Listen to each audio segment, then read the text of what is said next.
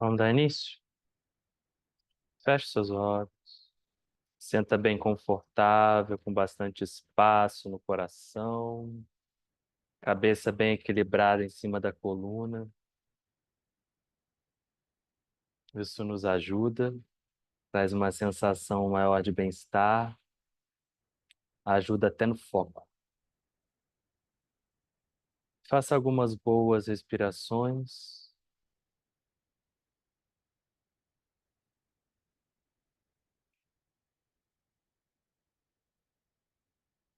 Shri Krishna Padishayati Shwarapya Sampracham Krana Bhasha Saram Shri Nutarandrindayatau Samarvitaswam Shri Krishna Mariam Guruvarya Medi Viro de Kartike Mase Shatatara Kritodayam Yogacharyam Krishna Maryam Guruvaryamaham Bhaje Shri Guru Pyo Namaha.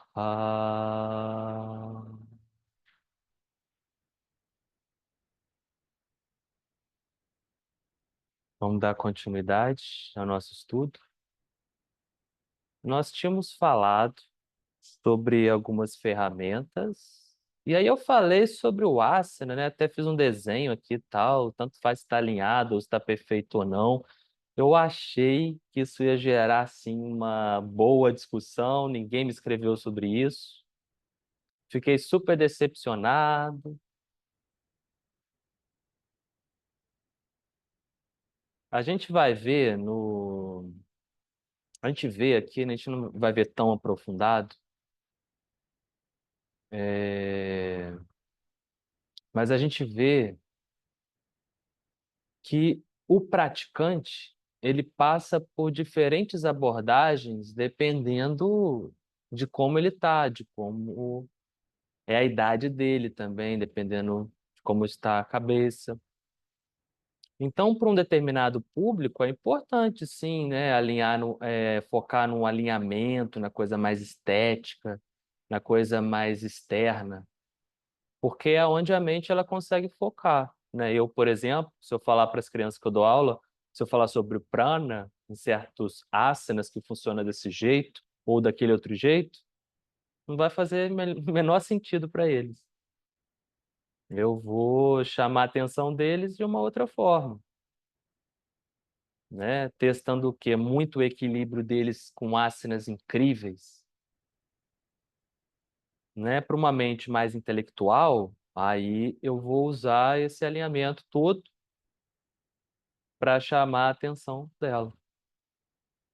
Mas, para uma pessoa que precisa usar a prática de asana para aliviar tensões no dia a dia, precisa usar a prática de asana para estabelecer rapidamente a saúde, esse critério muito forte em cima da precisão de como, né, fazer o asana para parecer assim, esteticamente perfeito, não é o objetivo. Então, voltando um pouquinho mais, né? Por que que asana se tornou tão popular mesmo? Né? A gente falou sobre isso, né? Primeiro, a questão prática, né? A questão prática. Se você for ver as explicações, por exemplo, no Yoga Sutra, Patanjali ele vai falar o seguinte: primeiro Vitarka, depois Vichara. Primeiro os aspectos mais grosseiros, mais tangíveis. Depois os aspectos mais sutis. Também no Yoga Sutra tem a ideia de pacificar primeiro, né? Os asanas, eles são ferramentas muito boas para ajudar a relaxar, né? Ajudar a respirar melhor e trazer bem-estar. Só que a ideia não é ficar só aí. A ideia é daí mergulhar mais fundo. Mas nem sempre a gente tem tempo, né, para isso. E aí algumas pessoas falam assim: "Ah, mas algumas pessoas não têm interesse, né, em mergulhar mais fundo". E eu digo que não é por aí. As pessoas elas não são apresentadas. Elas, de repente, estão muito ocupadas e a gente tem que entender como mostrar para elas. Igual a criança na escola, né? Eu não tinha interesse nenhum em estudar na escola. Mas hoje em dia, esse último ano, eu tenho estudado mais, por exemplo. Cada ano mais, né? Porque naquela época eu não tinha sido o quê? Estimulado, né? Tocado, né? Estimulado da forma adequada, né? Os assuntos, né? Assuntos adequados, né? Para a gente estudar, né? Hoje eu já gosto de estudar, né? Gosto de refletir sobre o que eu estudei, fico fazendo ligações, né? Da mesma forma, não tem como a pessoa ela se interessar não se interessar pelo ciclo do karma, por exemplo, não achar interessante, né? O ciclo do funcionamento da mente, por exemplo. Não tem como, não tem como, né? É claro que ela tem que estar ali no momento, né, capaz de escutar isso. Então são coisas muito interessantes, né, que não são aparentes, né, no yoga. E a gente acaba não sendo estimulado. Muito porque nós, como ocidentais, e agora isso influenciou a Índia também, nós tendemos a ficar o quê? Numa superficialidade e a ficar assim no bem-estar, né? E nós, né, a maior parte das vezes, não vamos, né, nós somos muito imediatistas, né? E não vamos lá o quê? Na causa, né? Pacificamos e pronto, né? Já está ótimo, não preciso de mais nada. Só que tem um segundo passo, né, a ser dado, que é, depois de pacificar, você ir atrás daquilo que polui, né, a sua mente. E acaba voltando, né, depois que você pacifica, se você não vai lá na causa, aquilo que volta, igual uma doença. Se você vai só buscar paliativos, né, a causa ela continua lá te levando a sentir novamente o que? Os sintomas. Isso explica muito a importância da relação professor e aluno.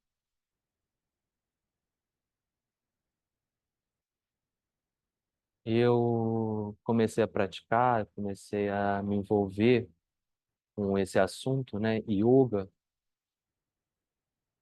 e eu senti que não tinha elo com o passado, não tinha elo com todo. A gente já discutiu isso, né? Os meus primeiros professores, eles não entregavam mais do que asanas para os alunos, porque eles mesmos não tinham sido instruídos, né? Porque os professores deles tinham sido instruídos por livros ou uma viagem à Índia. O yoga ele é uma ciência, né? Eu estou até hoje estudando, meu professor está até hoje estudando. Essas coisas da Índia são muito profundas, né? Eu, quando comecei a estudar com o meu professor, nossa, vi tudo isso aqui, eu falei assim para ele assim, ah, daqui a 5 anos eu vou conseguir. Aí ele, ah, 15 anos, no mínimo. Né? É, né? Eu falei assim, uau, né? Eu olhei uma outra coisa assim, uau, né? Ah, daqui uns 10 anos. Aí ele, não, daqui 20. Né? Meu professor até hoje fala que não sabe das coisas direito, não sei direito, não sei direito. Meu professor falava que o Desicachá também falava que não sabia direito. São coisas muito intensas, né? Muito profundas e demanda muito tempo para a gente ir mergulhar nelas, né? E entender mais sobre elas. Então é uma forma que o yoga tem sido passado, é uma forma interessante assim, né? Então o asana, por esse motivo, se tornou muito evidente, muito popular. né? Por ser visual também, por ter esse efeito, né? Que a gente sabe que ele gera, né? De bem-estar. Agora, tem um outro ponto também que a gente não falou. Depois da aula eu fiquei pensando, lembrei e vou trazer agora. Todo mundo, quando começa, né, algo, vai com muito interesse, assim, né? Vai com muito desejo. Sabe o que eu tô falando, Joyce? Sabe onde eu quero chegar no Yoga Sutra? Dos Arurukshas, né? Lembra?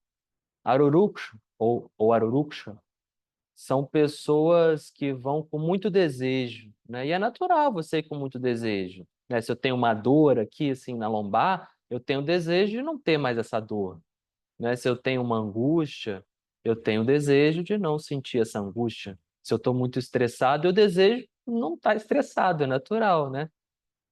Mas aí entra num lugar que parece diferente, né? É uma necessidade. Você, né, ali está sentindo essa necessidade. Mas nós somos muito desejosos, né? Eu quero aprender, eu quero fazer aquela ferramenta, eu quero ser bom nela. Então eu vou numa prática que é tranquila, né? Eu lembro que 2000 para 2010, né, eu comecei a ver fotos em casas assim, né, lanchonetes, sabe, casas de suco, de pessoas assim fazendo asanas incríveis. Eu nunca tinha visto. E aí a prática que eu fazia assim eram práticas muito suaves, de práticas bem tranquilas, mais meditativas. E aí você olha para aquilo ali, aquela pessoa fazendo Mayurasana, sabe? Você fala, uau, né? Que lindo, né? Porque os asanas eles são muito interessantes visualmente. E Aruruksha, pessoas com forte desejo de querer as coisas, de adquirir as coisas, também estão no yoga. E isso é interessante porque muitas vezes o yoga faz elas ficarem mais desejosas ainda, né? Aquele livro, eu quero aquele livro, preciso comprar aquele livro. São vários, eu preciso todos, tem mais um, tal, né? Tem um retiro, né? Não sei quem, depois tem outro retiro, não sei quem, quero fazer também. Não, não posso deixar de ir, né? De não ir, né? Eu tenho um retiro não sei aonde, em outro país, né? Vou lá, pego minhas finanças, tudo porque alguém falou que é bom, então também quero, né? E é muito interessante, porque todo mundo começa assim, em algum grau, com esse desejo. Mas se você é bem instruído, se você faz as práticas adequadas também, isso vai, o quê? Diminuindo. Se você faz as práticas inadequadas, isso vai aumentando, concorda?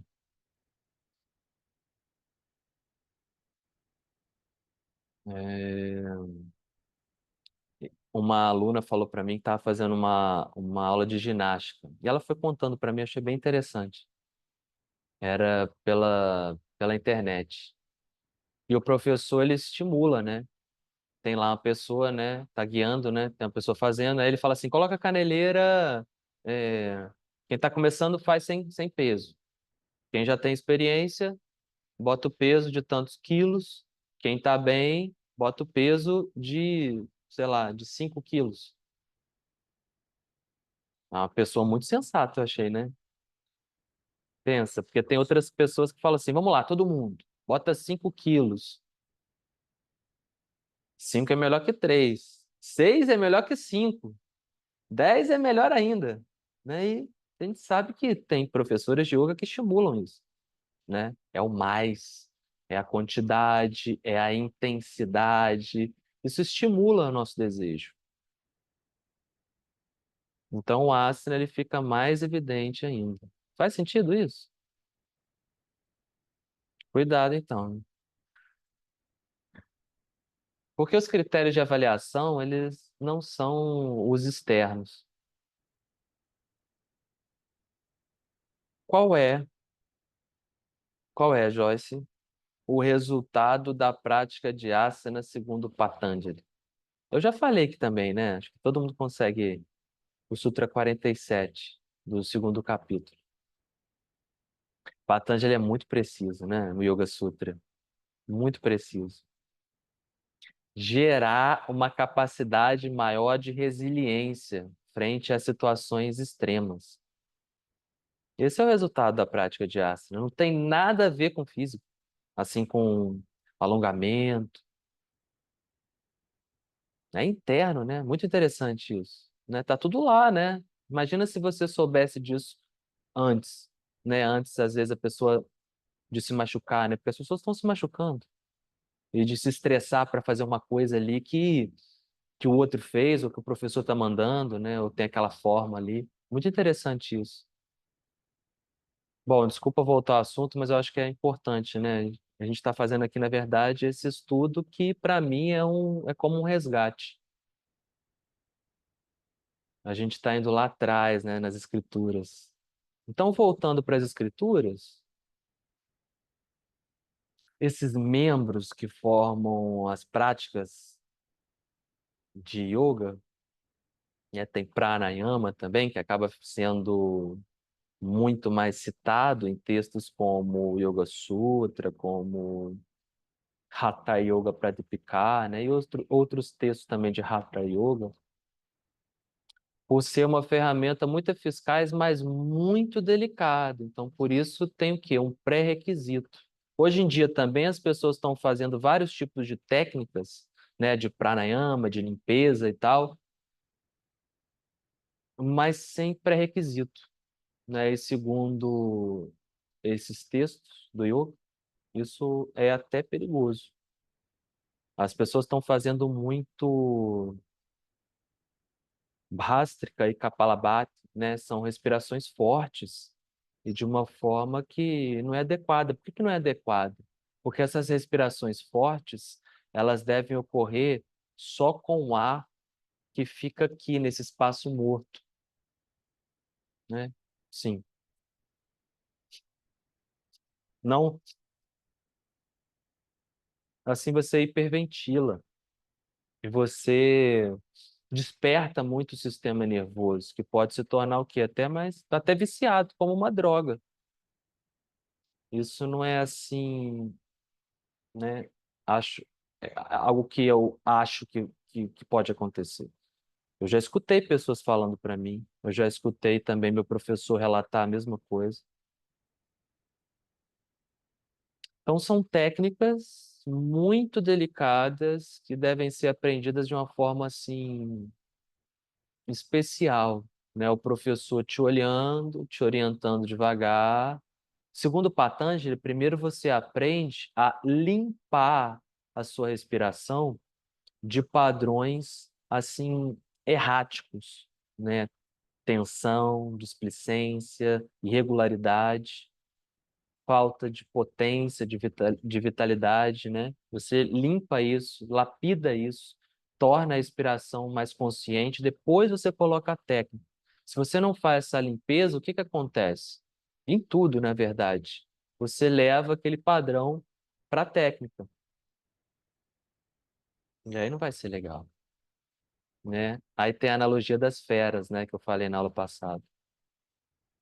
Então, pranayama é uma prática muito delicada, eu não fico assim ensinando pela internet, sabe?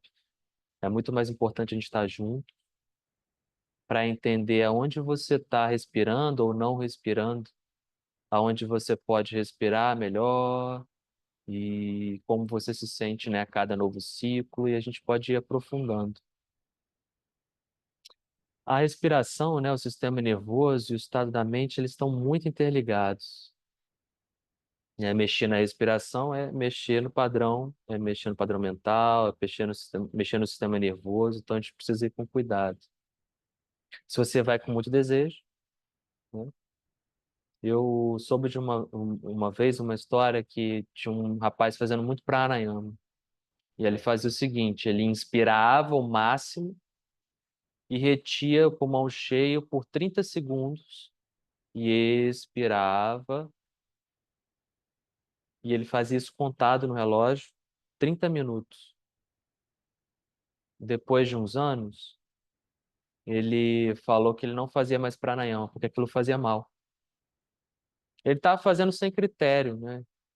Ele estava fazendo isso porque ele escutou que uma pessoa fazia essa técnica.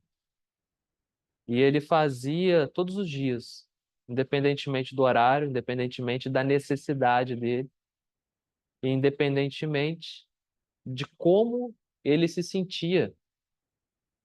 Porque você fazer uma retenção de 30 segundos uma vez, tudo bem, duas, tudo bem.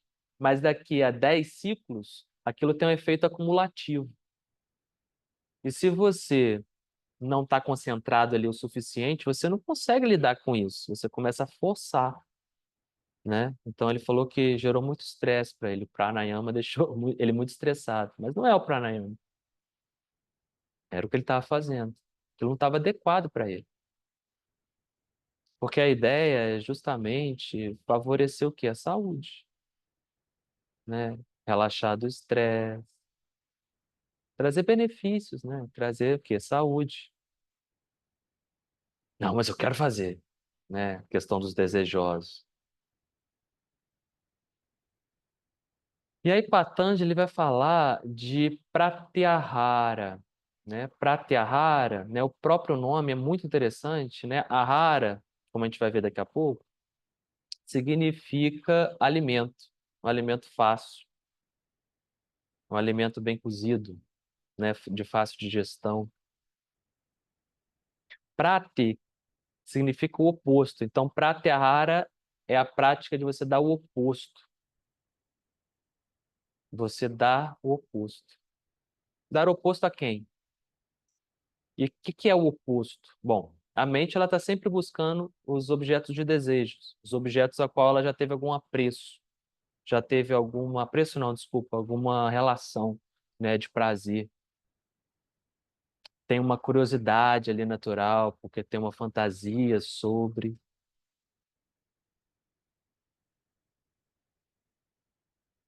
E pratyahara é você, através de certas práticas, através de uma certa conduta também, trazer a mente para desfrutar de um alimento que é o oposto, que é o alimento externo, que é o interno. Não é uma prática de regular os sentidos, é uma prática de conscientizar-se sobre o quanto os sentidos eles acabam escapulindo para fora. E você cria então um ambiente interno que naturalmente os sentidos eles vão ser trazidos para dentro.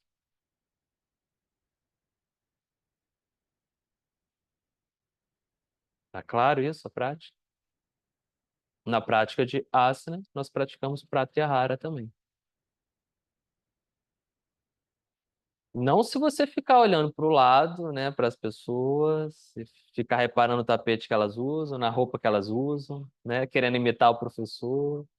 Mas se você, por exemplo, fechar os olhos nas práticas de asana, elas, na verdade, elas eram feitas assim nos lugares assim escuros, não tinha luz elétrica, né, na casa das pessoas, né, até um século atrás. E os locais escritos para praticar asana eram lugares escuros, né? Você está isolado ali sozinho, para você oferecer esse alimento interno para os seus sentidos, para eles se beneficiarem, para eles se degustarem desse alimento interno, né? A sensação da respiração, a autoanálise, a sensação da musculatura, né? Das fibras musculares. Olha que lindo, né? A sensação, né, do seu intestino, do movimento do intestino quando você faz alguns asanas, da sua coluna. E pranayama, a mesma coisa. Também é uma prática de pratyahara. Você trazer os seus sentidos para desfrutarem de algo interno. Bom, então a mente ela vai ficar o quê? Favorável a fazer grandes imersões, né, que são as práticas meditativas. E Patanjali vai chamar o processo meditativo, né, em um processo de 3 estágios. Primeiro, um processo em que a mente se torna capaz de estabelecer uma, uma conexão com algo.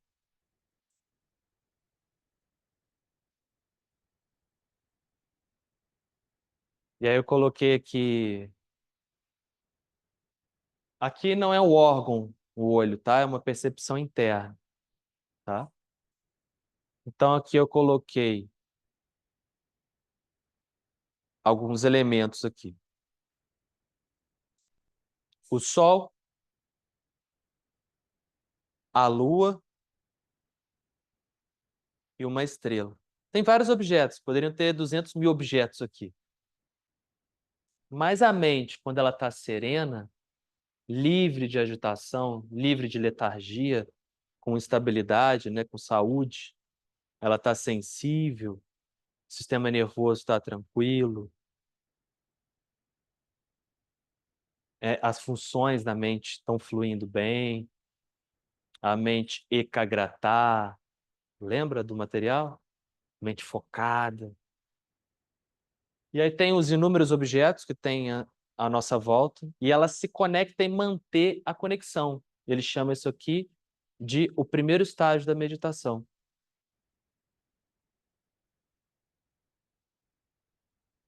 Dharana. E aí, prolongando isso,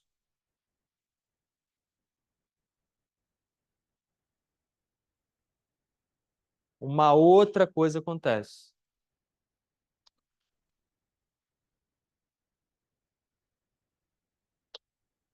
Lembra que eu falei que o estado da mente focado, ela mantém o objeto de foco, né? Ela até identifica outras coisas, mas ela não se distrai. Isso aqui é aqui. Quando isso é aprofundado,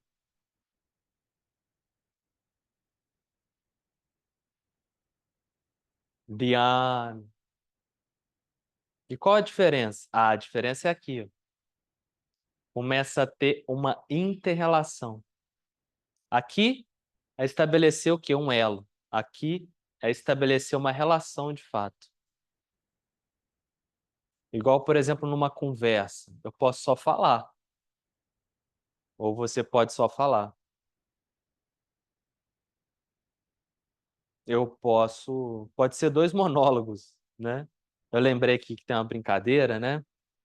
Que é a conversa de Portinari com, que foi um grande pintor, com Villa-Lobos, que foi um grande músico, ambos brasileiros da mesma época. E aí, Portinari só falava minha obra, minha obra, minha obra. E Villa-Lobos falava minha obra, minha obra, minha obra, minha obra. Não era uma conversa, né? Era um monólogo de duas pessoas. Mas a gente pode conversar e eu sinto o que você fala e você sente o que eu falo. E a gente está ali o quê? Numa relação de fato, né? De mão dupla. Então vamos colocar aqui, eu vou eleger um objeto que é uma certa música. Tá aqui, tá passando uma música aqui. Aí eu começo a escutar essa música, eu isolo todo o resto. A mente se torna capaz de focar exclusivamente nessa música. Se essa relação, se essa conexão se aprofunda, essa música ela começa a despertar em mim novas sensações, novas emoções, novos pensamentos, me levar para uma nova realidade. Então, é esse processo aqui. Começa o quê? A transformar a sensação do observador, a sensação, né, na mente do observador. E se isso aqui se aprofunda, aí tem um outro nome que é Samadhi. Olha que bonito. Na verdade, é quando o objeto e o observador se fundem. E aí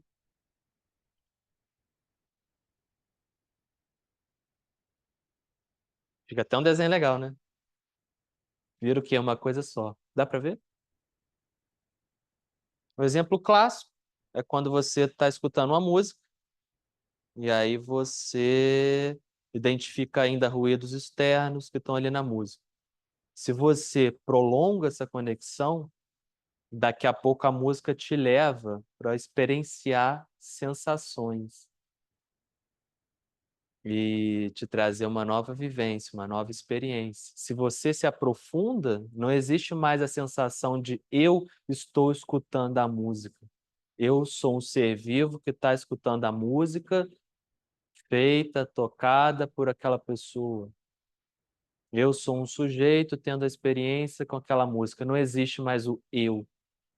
Não existe mais o observador definido e também o objeto que está sendo observado, no caso do exemplo, a música. Só existe uma coisa, que é a experiência da união do observador com o objeto observado. Esse é o estado profundo de meditação, samadhi. Mas normalmente a gente fala, né, meditação, a gente fala dhyana. Mas Patanjali coloca esses 3 estágios, né, o que vem antes, o que vem depois. Expliquei bem, Joyce? Mais ou menos, né?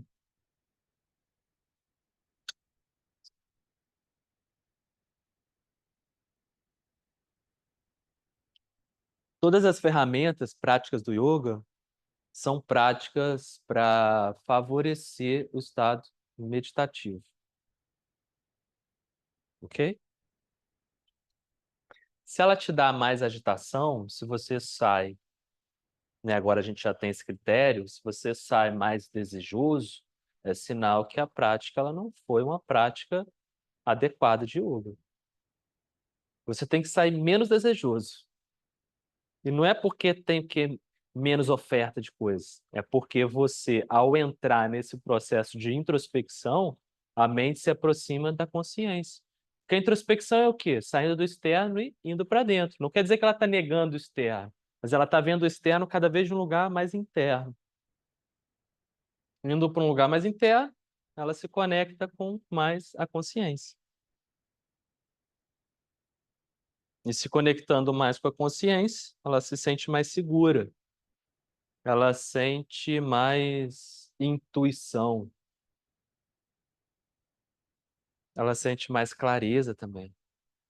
E por isso, ela mesmo se conectando com coisas externas, mesmo se relacionando com coisas externas, muito prazerosas para os sentidos, ela não se apega àquilo, ela vai com menos desejo para aquilo,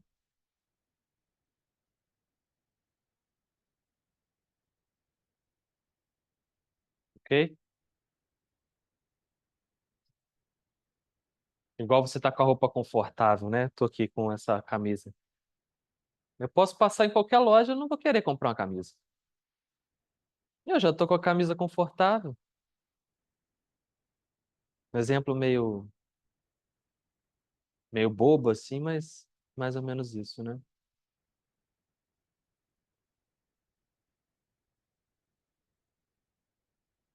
E como a gente transforma então as nossas práticas em práticas meditativas?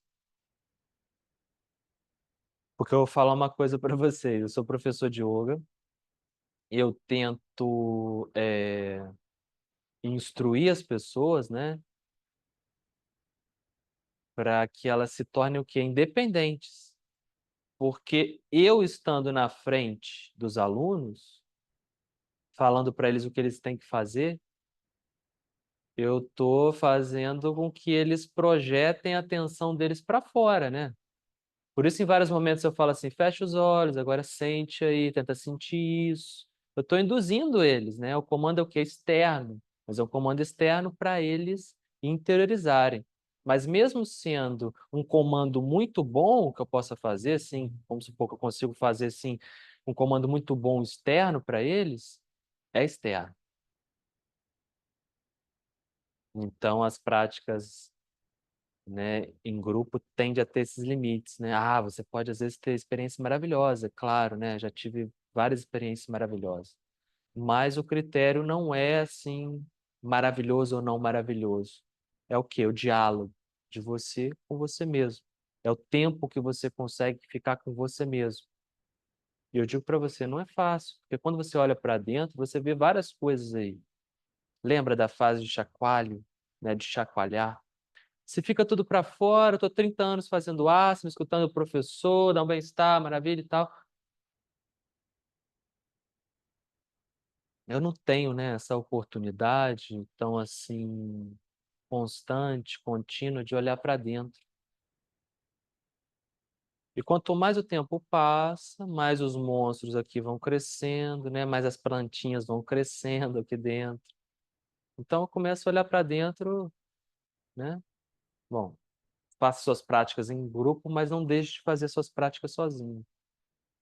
E aí você torna elas uma espécie que de ritual. Eu torno as minhas práticas mais profundas quando eu coloco de essa ideia ritualística, né? Nós fazemos hoje tudo de forma corriqueira e fazemos várias coisas ao mesmo tempo, né? Algumas pessoas falam assim: "Ah, eu escuto sua aula lavando louça, fazendo outras coisas e tal". Bom, é melhor do que escutar, eu acho, mas o impacto ele é diferente, né? Hoje em dia a gente se sente muito perdido. Por que que a gente se sente perdido? A gente está perdido de nós mesmos, né? A principal doença no yoga se chama de vyadi, é a desconexão interna. Você está perdido de si, né? A maior parte das pessoas, e nós, a maior parte do tempo, nos sentimos o quê? Vazios, perdidos, porque estamos perdidos de nós mesmos. E porque a gente não sente a capacidade da mente integralmente ali de estar presente naquilo que a gente faz. Nós estamos escovando o dente, sentado no sanitário e vendo o telefone. Você não está sentindo, né, profundamente nada disso.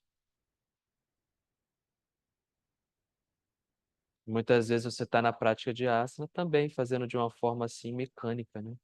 Ou voltado o quê? Para fora. Então a ideia é que você transforme as práticas e também tudo que você faz em uma espécie de ritual, né? Com a mesma qualidade que você faria um rito, né, especial. Então você coloca o quê? Uma atitude adequada nas coisas que você faz. O nome disso é bhavana. Essa é uma prática de yoga.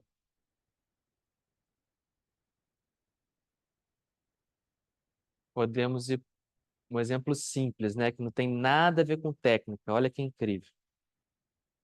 Quando eu pego o carro, né, eu venho de casa para cá, aqui para casa nova. Eu entro no carro como um professor de yoga, eu tenho que entrar no carro como o condutor de carro, né? Um cidadão condutor de carro, né? Essa é a atitude mais adequada. Por quê? Senão, eu vou o quê? Me apressar para chegar mais cedo aqui. Senão, eu vou ficar pensando no que eu vou falar aqui. Talvez eu não tenha atenção e vou avançar o sinal. Eu vou ser o quê? Imprudente. Então, para tudo a gente precisa, né, colocar uma atitude adequada. Para falar também, eu normalmente eu não falo muito.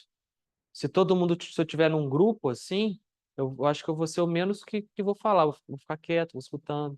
Mas para dar aula, o quê? Eu preciso evocar uma atitude adequada, porque aqui o meu papel é ser o professor. É o prazer da presença. Às vezes não é o prazer, aquele prazer assim, ai, nossa, que delícia, mas é o prazer de você sentir aqui inteiro, né? Então, um prazer grande aí. Você se conhece aí. Na verdade, você se reconhece. Essa é uma grande prática, né? Uma prática invisível. Tem uma prática que é visível, e o vizinho também vai notar, que é a prática de canto de mantra. que é o quarto, quarto não, que é mais uma técnica, né? Mas falando brevemente, nem sempre o mantra é externo, né? Quando você começa a cantar assim, né? É uma prática iniciática, você começa a cantar alto. Por que alto? Porque você percebe melhor, né, os seus erros, você começa a perceber como você está cantando, você percebe muito sobre você, né? Você pode começar a cantar baixinho, mas se eu peço para você cantar alto, você vai ter que lidar com várias questões internas, insegurança, né? Por aí vai.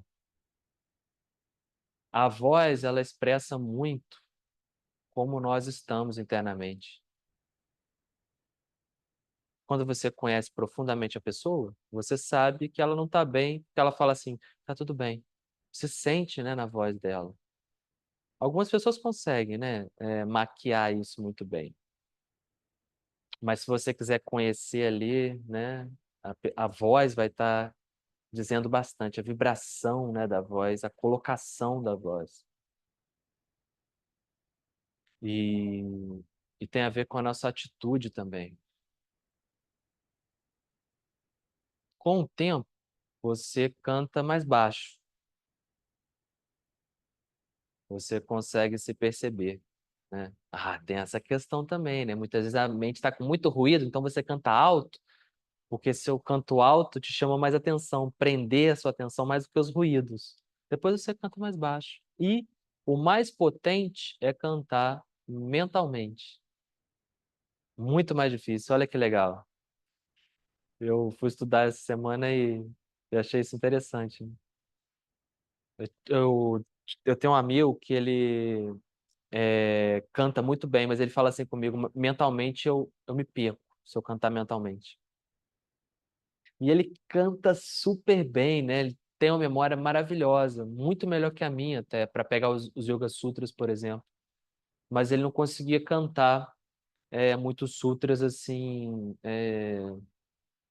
sem, sem colocar para fora a voz, né? Ele se perdia. É mais difícil, né? Você conseguir. Mas o efeito ele é muito mais poderoso. Demanda mais concentração e te leva para um estado de maior introspecção. E o mantra, como a gente pode ver, está muito ligado ao que você necessita, né? Igual o asana, né? Você não necessita fazer todos os asanas. Você precisa só fazer aqueles que vão te dar benefício daquele momento, daquilo que você precisa. Mantra é a mesma coisa, você não precisa saber todos os mantras. Você usa o mantra, que são vibrações especiais, para te ajudar a elevar a mente para um novo estado, te ajudar a trazer na mente certas qualidades.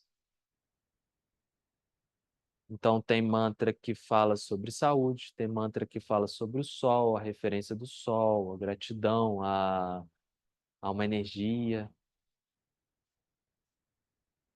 Antes de começar, né, uma aula, por exemplo, de estudo, a gente canta muitas vezes um mantra para conectar o professor e o aluno, né, e para estabelecer, né, assim, um ambiente de mais tranquilidade, mais harmonia. O mantra ele sempre tem uma função. Ele precisa estar sempre ligado à bhavana, uma atitude adequada. Senão vira mecânico, né? A gente vira papagaio, né? O mantra ele possui o quê? Uma vibração. As nossas células, elas estão o quê? Vibrando. Os nossos pensamentos têm uma vibração. A ideia é a gente substituir colocando essa vibração do mantra. Se você colocar, né, as mãos em algumas partes do corpo, você vai sentir o quanto vibra. Nós falamos mantra, né, para tudo hoje em dia, né? Mas na verdade, tradicionalmente, mantra é algo que está nos Vedas. O que não está nos Vedas não pode ser chamado de mantra, teoricamente. Mas a gente acaba chamando, né? Agora eu vou falar de algumas práticas, né, para a gente finalizar, que são muito importantes e que definem muito o praticante de yoga, mesmo não fazendo asanas incríveis ou nem mesmo fazendo asana. Não estou falando mal do asana, tá? Faça todo dia, né?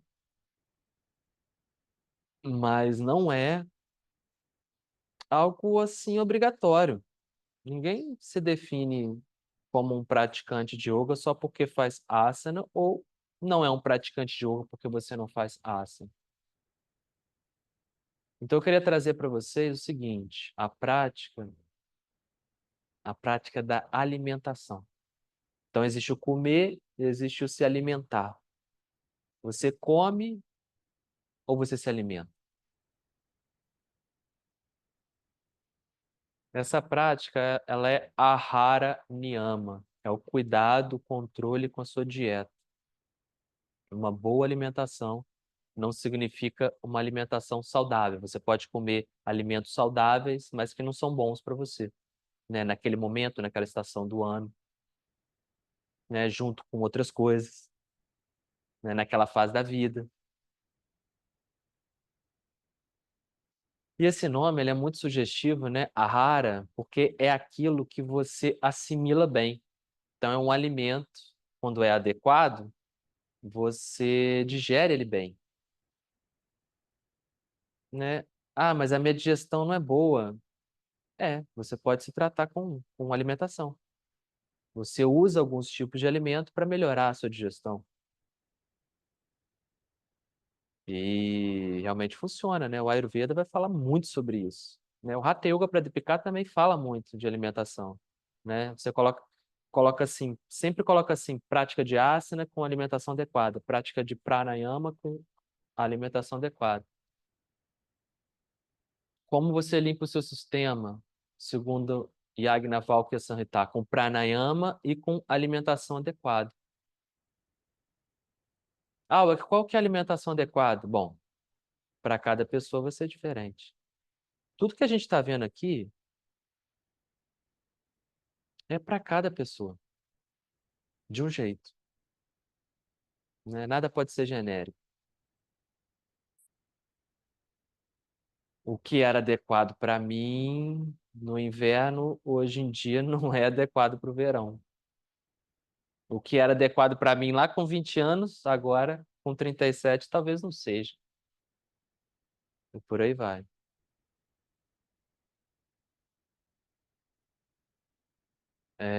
Uma vez eu fiz uma consulta, né, de Ayurveda, e aí a pessoa falou assim: agora para você é adequado comer isso aqui. Daqui a um tempo talvez seja outra coisa. E, e eu tenho que falar o seguinte para vocês: essa prática, né, de uma boa alimentação é uma prática muito difícil. Segundo Krishnamacharya, Ahara Niyama e Satyam são as práticas mais difíceis, mas também são algumas dessas práticas mais eficazes do yoga. A nossa compulsão vai para a comida, né? Impressionante. A nossa memória afetiva nos faz comer certas coisas. A nossa pressa, negligência faz comer qualquer coisa. A nossa falta de força de vontade nos faz comer qualquer coisa. Sem força de vontade, você não chega a lugar algum. Os seus sentidos te levam a comer qualquer coisa, né? Porque é colorido, né? Vai no mercado ali, né? Fica ali na fila um tempinho, né? Com aquele bando de veneno ali, de porcaria ali, né? Tudo colorido, hiperpalatável. Aí você começa a ficar um pouco mais inquieto, a sua mente entra em kíspita, você olha para o alimento, seus sentidos estão kíspita, a mente kíspita é uma mente mais desejosa. E aí você começa a pegar aquilo, né? Às vezes você nem compra, às vezes você não compra, você pega, mas você considera pelo menos. Aí demora mais um pouco, daqui a pouco você compra mesmo, né? Então a forma que você escolhe os alimentos, né, diz muito como você tá. Krishna vai falar muito isso. Hoje em dia fala muito isso, né? Você é o que você come. E aí na Bhagavad Gita, né,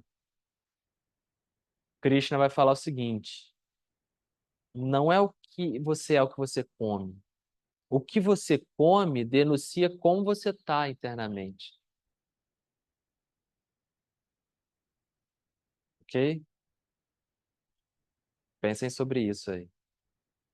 Uma vez você ajustando, né, você tendo esse controle sobre a relação com os alimentos, você tem os sentidos domesticados. Quer dizer, domesticado talvez não seja a palavra boa, né? Mas eu quero dizer o seguinte, você tem os sentidos mais sobre controle, menos impulsivos. Isso favorece muito essa essa paz interna que todo mundo busca. Então tem a ver, né, a alimentação e essa paz interna. Ah, mas quando eu como aquele bolo de chocolate com calda de caramelo, eu fico em paz, né? É, isso te dá um sugar high e depois te dá um torpor, né? E depois te dá uma azia, talvez, uma má digestão. E o momento de felicidade foi pouco. E a felicidade da língua, né? Afetiva, né? Dura pouco.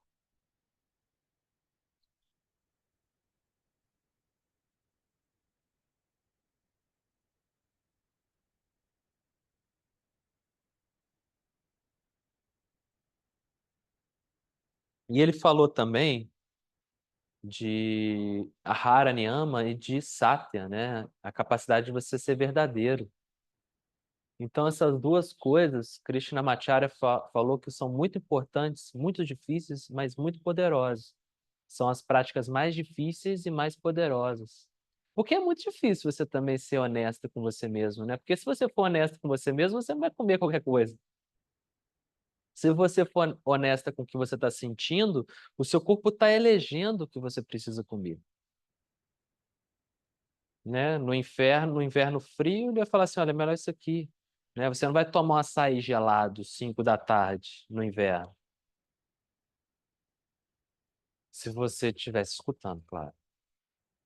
Então essas duas práticas têm, né, relação. E se você consegue ser verdadeiro, isso é uma capacidade o quê? Incrível, né?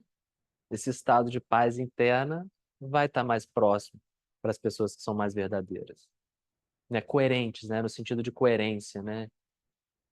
Que se escutam, próximo da verdade. Tem uma outra prática também, que é a prática do dia a dia, a prática da rotina. Como assim, que é a prática da, da rotina? Tem nome em sânscrito? Tem. Que é Vihara Niyama. Isso tudo está aí no material. Vihara Niyama é uma rotina coerente. Ah, eu faço esporte. Maravilha, né? O médico vai falar. Eu faço luta livre, eu faço rugby, eu faço o que mais? CrossFit.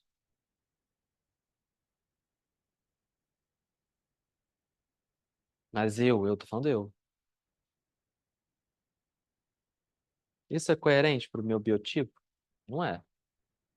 Com a minha idade, talvez? Talvez não seja. Mas é esporte, não é saudável? Não, não é saudável. Ah, uma vez por semana eu jogo futebol. Quantos anos você tem? 40. Quantidade de lesão para as pessoas que têm mais de 40 que jogam uma vez só é muito grande, né? Você tem que fazer o quê? Outras coisas, né? Eu tô falando só de esporte, né? Mas é tudo. É a sua rotina. É uma rotina de hábitos que sejam saudáveis para você. Que seja o quê? Coerente com o que você se propõe a viver, né? Ah, lembrando daquela amiga da minha irmã, lembra dela? Coitada dela.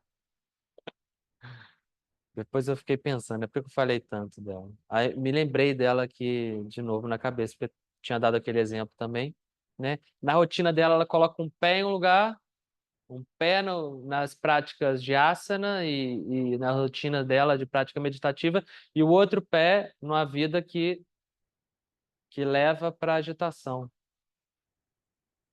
Lembra que eu dei exemplo, né? Então, isso pode gerar estagnação, né? Porque você fica ali um pé aqui, um pé lá, né? No meio, né? Entre duas coisas que são opostas, né? Não quer dizer que você, por estar buscando práticas de yoga, não possa fazer festa. Mas uma coisa é você fazer festa, outra coisa é você encher a cara, né? Como a gente fala aqui, né? É você, em outros momentos, ter hábitos totalmente o quê, né? Ali regrados, não usar drogas, né? Não cuidar da sua forma de que você fala, do linguajar, né? Não ser coerente com aquilo que você se propõe de fato. Isso vai gerar agitação, isso não vai gerar paz interna, não vai gerar uma vida mais coerente.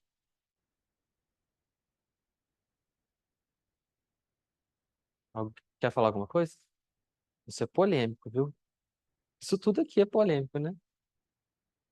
Então faça festa, mas o ponto não é esse, né? Busque um estilo de vida que tenha uma coerência, né? Um pilar, né? Um estilo de vida que vai te ajudar a acessar esse estado de ausência de conflito. Um estilo de vida que seja adequado àquilo que você pretende e à sua natureza também, né? Porque para mim vai ser de um jeito, para você vai ser de um jeito, então eu nem fico apontando assim para os outros o que está errado. Eu estou dando o exemplo aqui só para ilustrar, tá? Mas eu não fiquei ali falando para essa menina, né? Para essa moça, olha, você tem que parar de usar drogas, entendeu? Se ela viesse me perguntar, aí sim, né? Poderia falar, mas ficar apontando o dedo para os outros. Mas essa é uma prática de yoga, né? Uma coerência nos seus hábitos. Hábitos saudáveis. Cuidado com seus hábitos. Um amigo, ele largou o emprego, ele poderia ter dois empregos. Ele tinha um emprego e aí que era part-time e aí arranjou um outro emprego também part-time, tudo home office. E foi engraçado porque ele largou o primeiro. E eu falei, por quê? E aí ele falou assim, eu conseguiria fazer os dois, mas iria me deixar mais cansado. Iria tomar muito tempo. E eu quero ter tempo de fazer as minhas coisas, né, para fazer os meus estudos. E aí eu falei, ah, legal, né? Ele está fazendo o quê? Essa prática. Às vezes o foco precisa ser o dinheiro, né? Mas passar a vida toda assim, né, como se essa fosse a estratégia, talvez você consiga o dinheiro, mas coerência, saúde, paz interna, talvez não. E isso o dinheiro não compra, né? Nossa, fiz o curso com o Al que fala que o dinheiro não vale a pena. Não, não é isso, né? Vihara Niyama é o quê? Seja coerente com a sua rotina.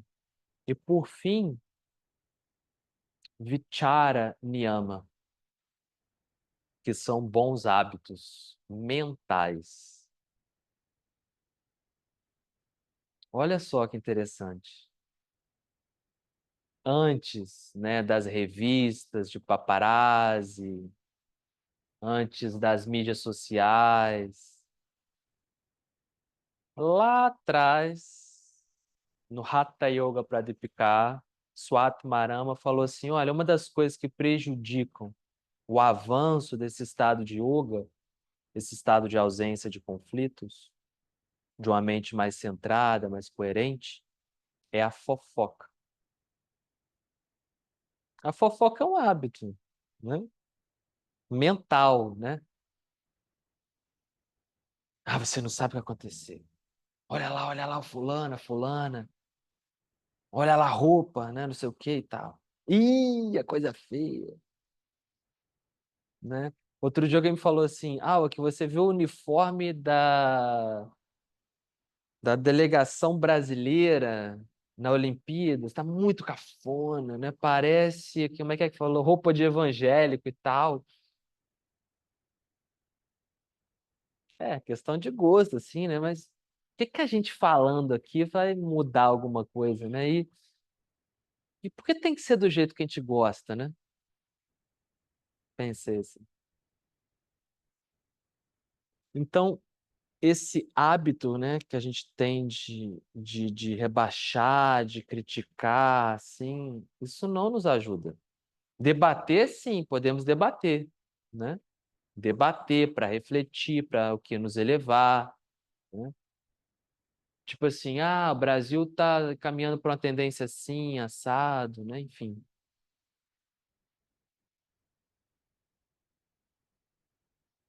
mais ou menos isso, né? Mas Vicharanyama, essa prática de você, opa, não, vou escolher aqui, vou mudar o rumo aqui, ao qual você, igual você muda o alimento, né, que vai te fazer melhor, você muda o assunto, você tenta buscar uma nova tendência para observar os fatos. Essa é uma prática que é invisível, né? Ninguém vai ver também, mas você vai sentir o resultado. Isso tudo forma o sadhana, ou seja, a caminhada do yoga. Então, e o próprio nome já diz, é uma convicção que você faz, é um voto que você faz. E não é um voto assim para ser bem visto em algum lugar ou para você ser merecedor de algo. É um voto que você faz com você mesmo, né? Para você ir atrás daquilo que é verdadeiro dentro de você, né? Sadhana, né? Você segurar, sustentar naquilo que é verdade, satya, aí dentro. Por isso sadhana. Não é pelo outro, é você se comprometer com você mesmo. E isso define o praticante de yoga. Não quer dizer que a pessoa não erra, ela erra, tá? Só que aprende com o erro. Na verdade, a gente deve contar com o erro, né? Porque o aprendizado acontece pelo erro. Se você não sabe de algo, você vai errando, né? E vai aprendendo, né? É natural isso. A gente vai fazendo esse processo, né? Mas você se compromete, não é nem acertar, você se compromete em se reconhecer e ir atrás daquilo que é verdadeiro em você. Faz sentido? E assim a gente fecha o nosso curso com chave de ouro. Assim a gente fecha esse momento aqui, mas espero que vocês me escrevam, espero que vocês continuem estudando, continuem buscando, porque o intuito desse curso é dar uma base, criar uma curiosidade, que foi um pequenininho momento para a gente ir aprofundar nesse estudo. Beleza? Fica, então, nesse acordo. Qualquer dúvida você pode me escrever, tá bom? Obrigado. Obrigada. Obrigado também por você estar aqui. Boas práticas, bons estudos e até já.